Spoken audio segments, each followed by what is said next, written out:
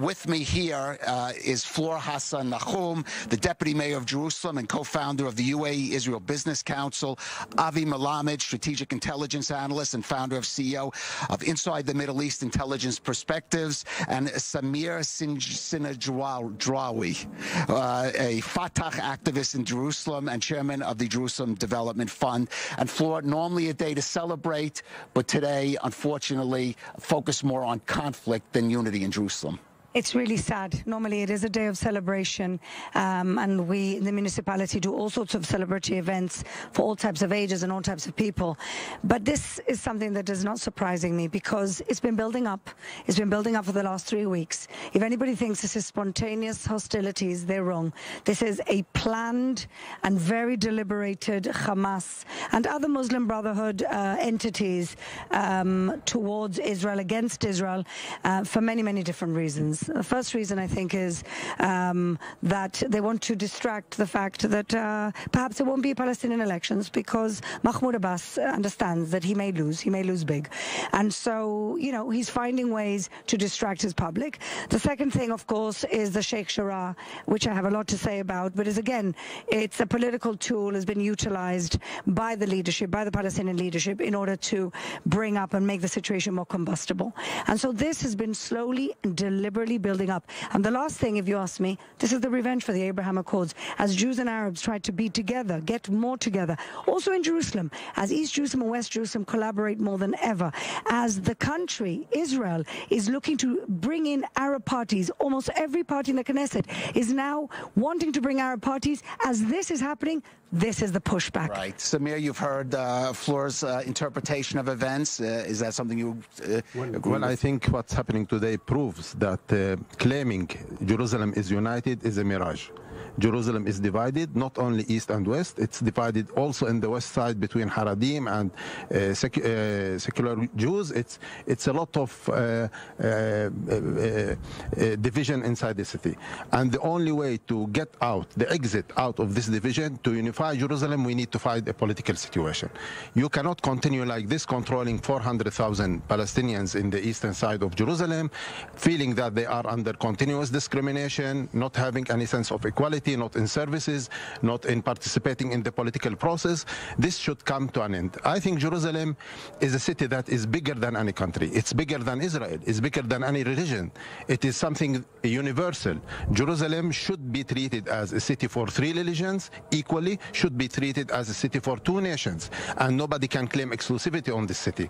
This is the way that we can drive this city into peace, drive this city into prosperity. Now it is the poorest city in both Israel and Palestine. This gives us a lot of indication that the strategy that Israel has started in '67 by occupying and annexing the city is a broken strategy, and it needs to change.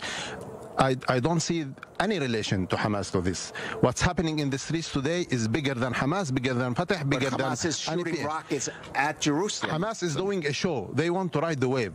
They want to gain political gains out of this. What's happening is spontaneous. It comes from the people. The people are very connected to the religious sites. And we need to respect the sensitivity of Jerusalem by not touching any nerve in Jerusalem. And these nerves are the holy sites. Al-Aqsa is exclusive holy site for Muslim. Western Wall is exclusive site, holy site for Jews. And the Church of Sepulchre is the exclusive site, holy site for Christians. This should be kept. Nobody can claim that he have right in any other religious sites. If we change this status quo... That you build a mosque on. It's not. How can you say it's exclusive to the Muslim people? I'm sorry. This is a holy site for both Jews and Muslims. I'm prepared to say that. Why aren't you prepared to say that it's also holy for Jews? Do you accept? That's the difference between you and me. I'm prepared to say that it's also holy for Muslims and also holy for Jews. Why are you not prepared to say that it's also holy for Jews? Hundreds of years there has been a status quo. It was respected by the Ottoman, by the British, by the Jordanians. But Israel is now trying our connection connection, our spiritual Fleur, connection. Samir, we're going to go out for a break. There are no more red alerts down in Israel South, so Hamas is putting on quite a show, but one that with deadly consequences, both for Israel and Gaza. So that certainly has to, but we're going to continue this discussion. We're going to give Avi Melamed a chance to weigh in, a former advisor on Arab affairs to the legendary mayor of Jerusalem, Teddy Kalik. So stay with us. We are live in Jerusalem. And here with me in the Abu Tur neighborhood of Jerusalem is one of the city's deputy mayors, Fleur Hassan-Nahoum, Fateh activist Samir Sinijlawi, and Avi Melamed, a strategic intelligence analyst. We should also say former advisor on Arab affairs to the legendary mayor Teddy Kalik. And Avi, you heard before the break, Fleur saying this is deliberate escalation, basically coming from the top of the Palestinian leadership. Samir taking the view it's spontaneously coming up from the bottom. What's your interpretation? Well, it's a conjunction of different issues. I mean, look, basically it reflects the growing and deepening Palestinian crisis. I mean, there is a couple of sources for that crisis. One is the fact that the Palestinian cause is plummeting in the Arab world. It's being downgraded in the Arab political agenda. The second thing is that the story of the elections actually exposed the deepening crisis within the Palestinians, because many of the Palestinians were afraid of the elections because they know that the elections would have led to a deepening crisis within the Palestinians, deepening the split between the Hamas and Fateh. And also, in addition to that, we have to take into consideration that during Ramadan, there is a growing tendency to become more religious. There is a lot of involvement of preachers that are involving and inciting. So you're looking at a conjunction of things that actually push this whole process. It wasn't something that was spontaneous, but it was something that's circulating and spilling out of control. Right. I want to say that you're going to hear booms on air while we're speaking. In many cases, that was fireworks, I believe. But we have also heard what sounds of stun grenades. That's a stun grenade, which means police are clashing right now. This is an Arab neighborhood, Silwan, which is right below us, that has been a scene of clashes between Israeli police and Palestinian activists, and also, we should say, Jewish nationalist activists, if you want to say them, that believe that they have the right to move into these kind of neighborhoods. That's been one of the issues at hand here. Samir, you heard Avi's interpretation. Do you want to respond to that? Well, I think he just missed to mention the provocation that has happened, cutting the adhan in Al-Aqsa Mosque in the first nights of Ramadan, and then closing the Damascus gates for the celebrations of Ramadan and mass gathering. These provocations have led also to some anger from the people. I think the main reason for such escalations is occupation. 54 years of occupation for 400,000 people creates a lot of anger, creates a lot of resistance, it creates a lot of violence, because the violence of occupation will result in such a violence. People need to show their identity, their belonging. They need to show that this city belongs to them the same way it belongs to the Israelis. And here, I think it's, again, a political problem. Fleur, Samir says occupation. For Israelis, it's liberation that we're marking today. Absolutely, it's liberation. And it's not just liberation, I think, for the Jews in the city. Samar and I, of course, differ in probably everything about Jerusalem. But ultimately, in the last 5 years, and I will agree with Samar on one thing, for many, many years, the Jerusalem municipality was not taking care, as it should have, of its Arab constituents. It wasn't. And on the one hand, you can't say it's one city, and on the other hand, to give less resources and not give the same services.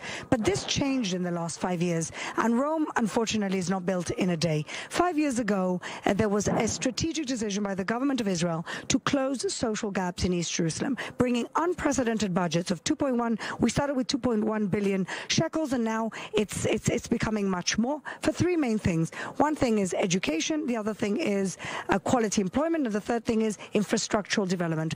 East Jerusalem is much cleaner than it was before this particular mayor came into power. East Jerusalem, we have incredible connections with spiritual leaders, with local community leaders. We've just opened a youth center, an incredibly big youth center in Shuafat. There are more young Arab East Jerusalemites in Jerusalem colleges and universities than there ever been. And I'm working very, very hard for their integration into good jobs in high tech. And so, yes, Rome wasn't built in a day, but we're doing everything that we can to close close social gaps and to bring real equality to the city. But I will say something. Summer said that they don't have political representation. That is the choice of the Arabs in East Jerusalem, that they choose not to vote. They can vote, and if they were strategic about it, they could have 3, 4, 5, even 6 members of city council, and they could get much more for their community, the way the ultra-Orthodox do. We're going to continue this discussion, but I do want to go to our Emily Rose, who is at Israel, now headed to another extended, perhaps, operation with Hamas in the Gaza Strip.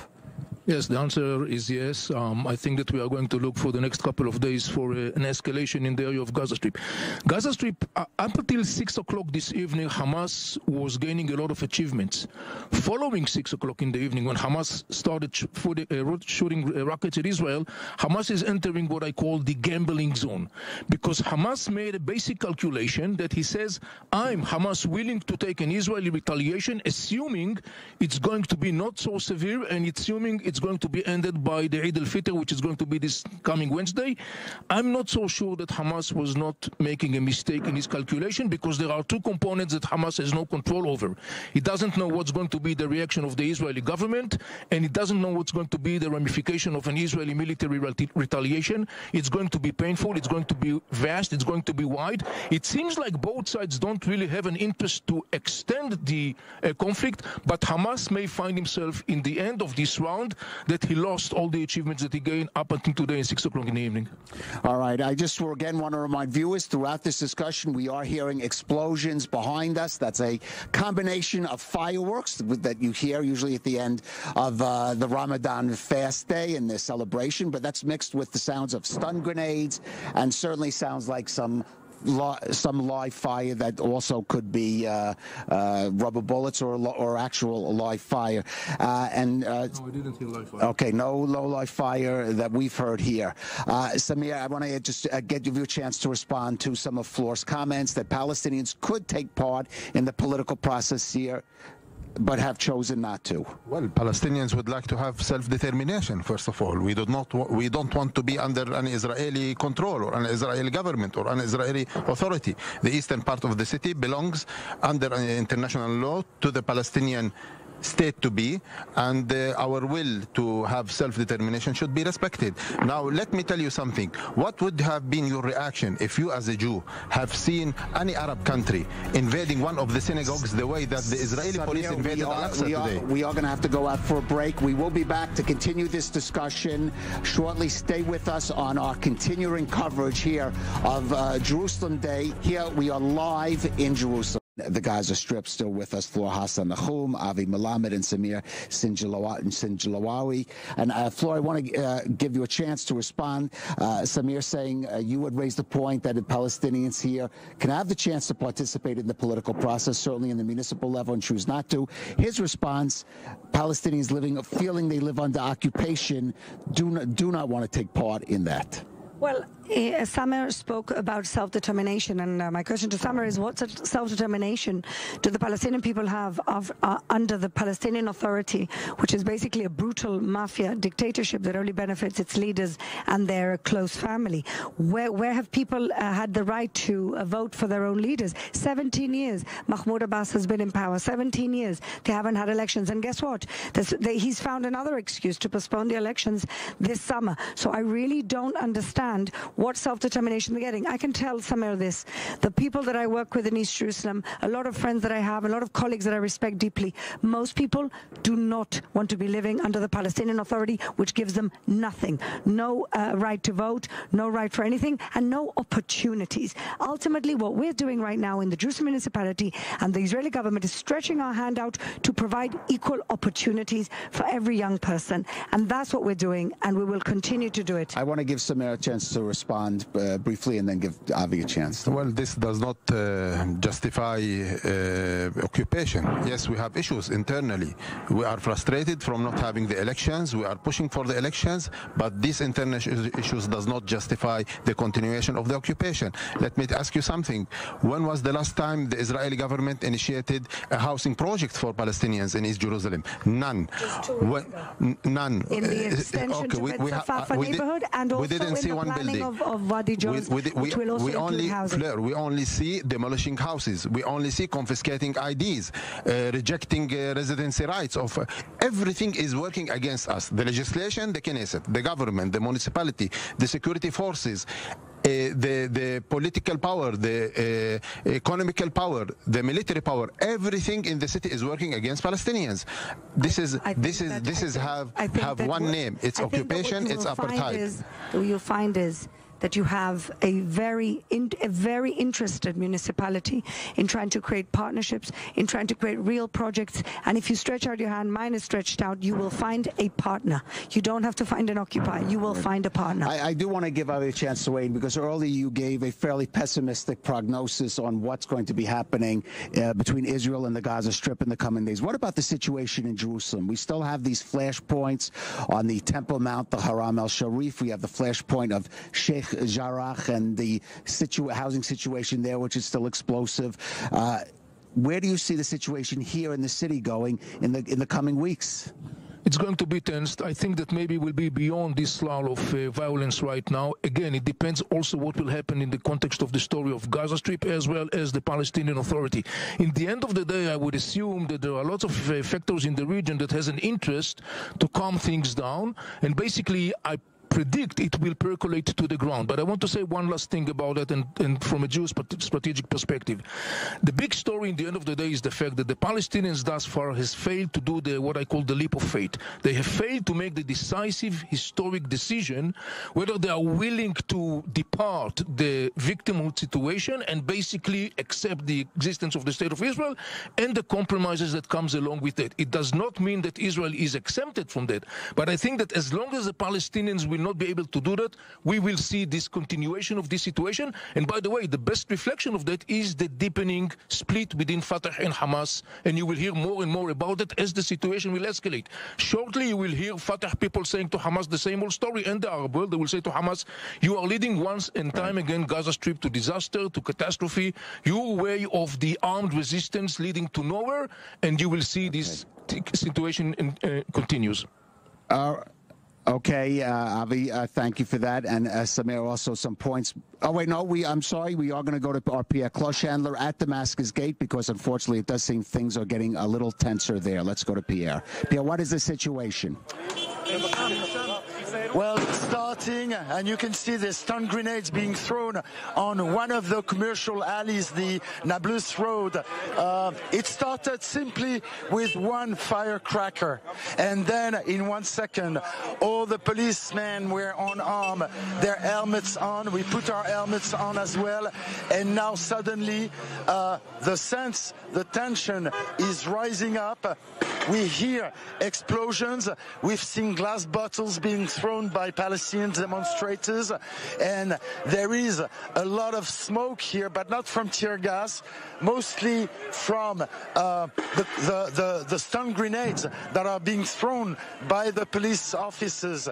Right now we are in the middle of the street, and there are still cars that have been caught by surprise by this upsurge of tension, and you can see the police forces that are quite massive, that are just here in full gear, ready to disperse whatever they can disperse. They've called the water cannon with the skunk liquid that is very, very, very smelly. There's a lot of explosions of stun grenades. I don't exactly know from where, probably further down toward the Museum Rockefeller at about 200 meters away from where we are. And it could just stop, as it could just erupt again. We don't know. It simply was a firecracker, and the whole situation started to burst again.